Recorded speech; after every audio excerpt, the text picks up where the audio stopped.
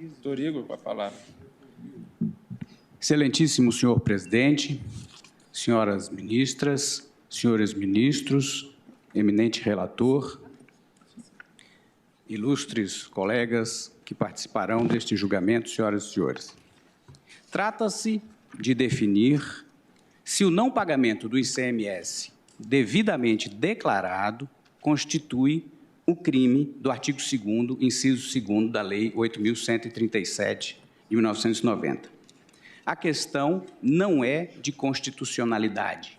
Este dispositivo foi declarado constitucional por este plenário em repercussão geral, acórdão da relatoria do eminente ministro Ricardo Lewandowski. Aqui estamos em recurso ordinário em habeas corpus, portanto, que admite cognição de matéria legal.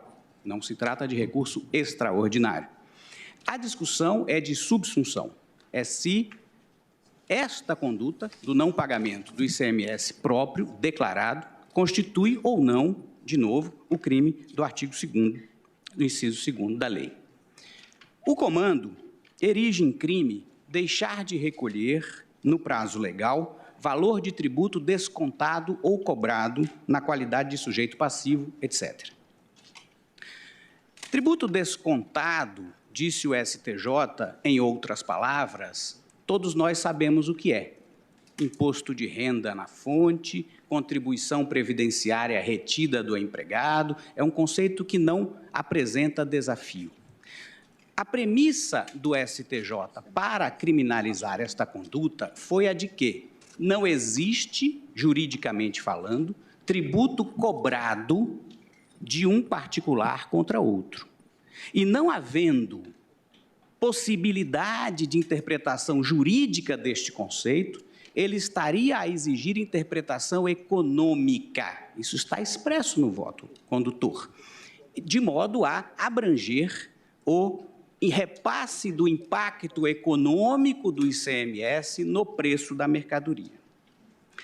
Esse entendimento, excelentíssimos senhores ministros, assenta em falsas premissas jurídica e econômica, choca-se com toda a jurisprudência desta Corte e do Superior Tribunal de Justiça e induz uma inconstitucionalidade, incorre em clara inconstitucionalidade. Quanto ao erro de premissa jurídica, e este é o núcleo da argumentação, é preciso dizer que existe, sim, tributo cobrado de um particular contra outro. E nem se trata de hipótese rara ou arcana. Ao contrário do que afirma o voto condutor no STJ, isto é tão ou mais corrente quanto o desconto. Pensemos na contribuição de iluminação pública, de novo, discutida neste pleno sob a relatoria do ministro Lewandowski. Quem cobra a contribuição de iluminação pública de cada um de nós? A Companhia Distribuidora de Energia. Como contribuição de iluminação pública, não como preço. Não dentro do preço, fora do preço, além do preço. E se não repassa, sim, incorre em apropriação. O IOF sobre crédito rotativo, cheque especial. Como se faz essa cobrança? No vencimento dos períodos de incidência, o banco vai à conta do correntista, retira o dinheiro e deve repassar à União. Não se trata de desconto, porque o banco não está entregando nada para o correntista, ao contrário, o correntista está ele devendo. Isso para dizer que os dois conteúdos, os dois termos, melhor dizendo, do dispositivo legal, têm conteúdo jurídico preciso. O descontado, como foi assente no STJ, e também o cobrado. A CPMF, como se cobrava quando existia da mesma maneira. O banco ia periodicamente, semanalmente, à conta de cada correntista, de lá retirava o valor e entregava para a União. Não estava retendo, porque o banco não estava, naquele momento, entregando valor nenhum do qual pudesse fazer retenção. Então, o conceito tem conteúdo jurídico. Repele interpretação econômica, portanto. Não há razão para se recorrer à interpretação econômica.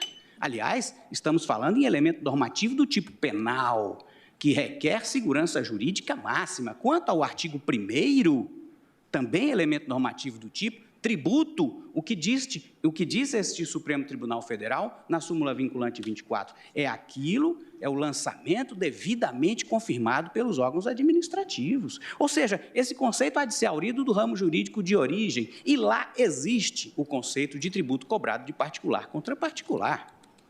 O ICMS próprio, ao contrário, integra o preço, é parte do preço. Nenhum de nós, quando comparece a um estabelecimento para comprar uma mercadoria, está pagando ICMS ou é devedor de ICMS. Paga preço.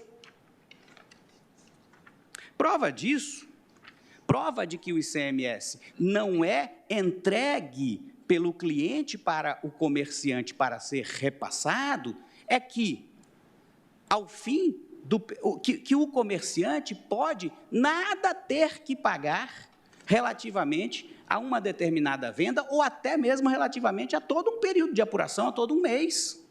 E isso não por má-fé ou por malícia, pelo regime normal de apuração do tributo, porque tem créditos acumulados, tem créditos maiores do que os débitos. Ora, se tratasse de valor que é entregue para ser repassado, essa hipótese seria inconcebível. Isso é a dinâmica própria do imposto. O termo cobrado, dizem alguns memoriais, bom, mas os contribuintes se valem do termo cobrado quando é a favor deles. Lá no artigo 155, parágrafo 2º, inciso 1, quando se diz, você terá crédito do imposto cobrado na operação anterior. Mas aí é cobrado mesmo. É cobrado de quem? Do contribuinte, do comerciante, pelo Estado. Aí sim é cobrança de tributo. Portanto, é impossível retirar desta verdade esta conclusão que se pretende. As coisas não se misturam. Erro de premissa econômica. Na verdade, a não cumulatividade não garante o repasse do ônus econômico do tributo para o consumidor ou para o adquirente, seja ele quem for.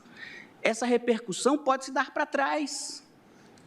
O comerciante, não tendo como repassar esse custo por questões de mercado, renegocia com seu fornecedor um abatimento do preço nos próximos fornecimentos, ou pode nem ocorrer repercussão nenhuma, quando ele absorva isso na sua margem de lucro, ou reduzindo benefícios para empregados, ou reduzindo outras despesas internas, quaisquer que sejam. E isso quem diz, não sou eu, este Supremo Tribunal Federal, em acórdão recentíssimo da lavra do eminente ministro Gilmar Mendes, RE 1053574, disse o seguinte, segundo a terceira lei da incidência tributária de Gruber, cita o eminente relator, participantes com oferta ou demanda inelástica assumem a carga do imposto. Participantes com oferta ou demanda elástica a evitam, quer dizer, a repassam. Diz o Supremo, neste acórdão da lavra do ministro Gilmar Mendes, no âmbito jurídico, que a distinção entre contribuinte de fato e de direito serve apenas no âmbito econômico. No âmbito jurídico tem uma única finalidade, qual seja justificar a incidência do artigo 166 do Código Tributário Nacional, que veda a repetição do indébito de tributos indiretos. A rigor, se é verdade que esse repasse pode não acontecer, essa distinção não deveria servir sequer para justificar esse dispositivo. Como se faz na União Europeia? A Corte de Justiça da União Europeia, em 1982, no caso San Giorgio, disse o seguinte, o contribuinte pede a restituição de IVA, por exemplo, ele não tem que provar nada. O Estado, se quiser se opor, é que prove o repasse. Inverte. E por que isso? Se esse repasse fosse inequívoco, fosse inexorável, não faria sentido essa prova, porque se admite que esse repasse pode ou não acontecer. Pode ou não acontecer.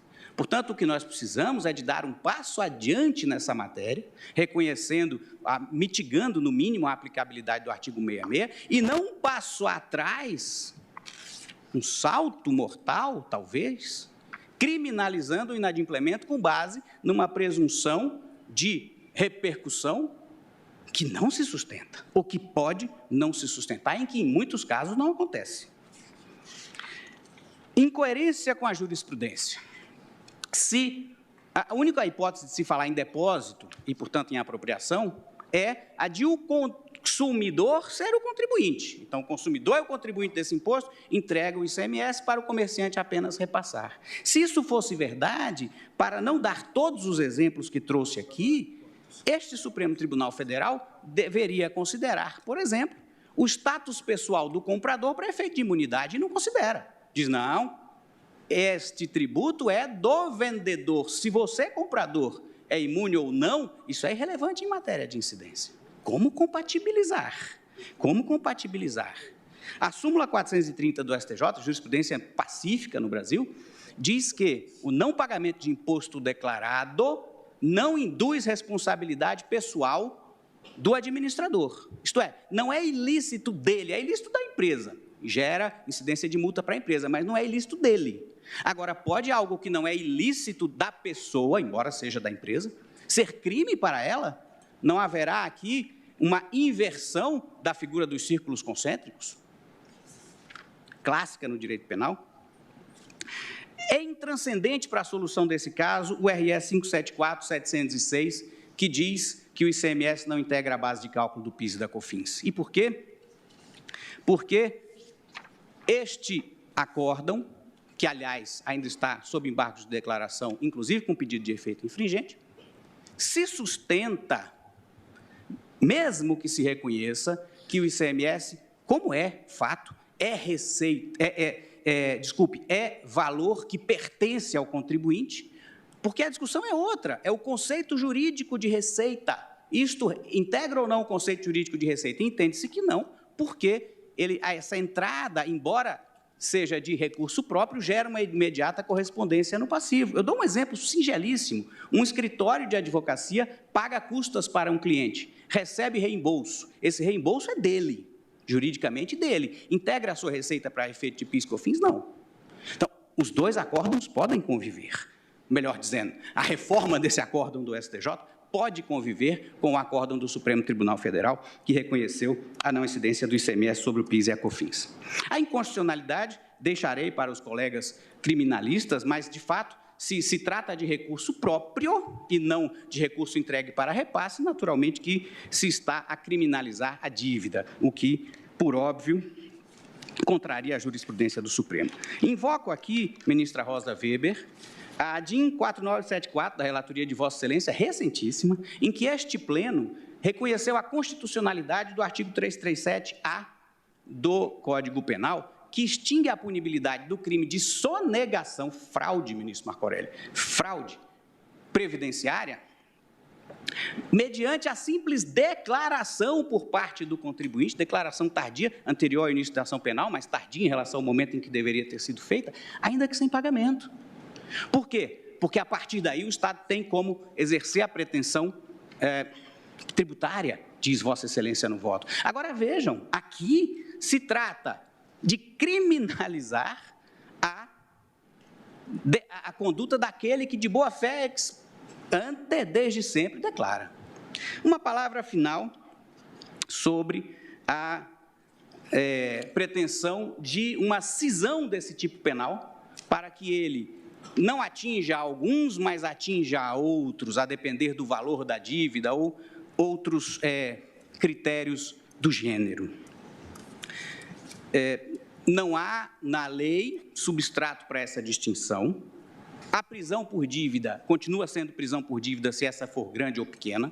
O Supremo Tribunal Federal, é verdade, na DIN 3952 e no RS 550769, declarou constitucional uma pena de fechamento de indústrias de tabaco, quando em dívida elevada para com o fisco, mas perceba-se a diferença. Ali havia lei, e esta lei, por uma questão, não era criminal, sanções de índole administrativa. Esta lei, por circunstâncias que o Supremo valorou, foi declarada constitucional. O que aqui se quer é o contrário, é que o Supremo, sem lei, institua crime. O Supremo pode fazer isso? Pode, em casos onde haja mandado constitucional de criminalização. Direitos humanos, meio ambiente, como se fez, por exemplo, no caso da homofobia. Não é a hipótese aqui. É claro que este devedor estratégico, como se queira chamá-lo, se para furtar o seu patrimônio, a execução fiscal comete evasão de divisa ou outros artifícios que incorram em condutas criminosas, poderá ser responsabilizado por isso, mas não pelo fato de ter declarado e não pago, ainda que a dívida seja elevada. Essa questão não está nos autos, a dívida é de R$30 mil. E por que a preocupação com isso? É porque quando se rompe com a dogmática, não se sabe mais onde se pode chegar. Essas exceções tendem a ser expansivas.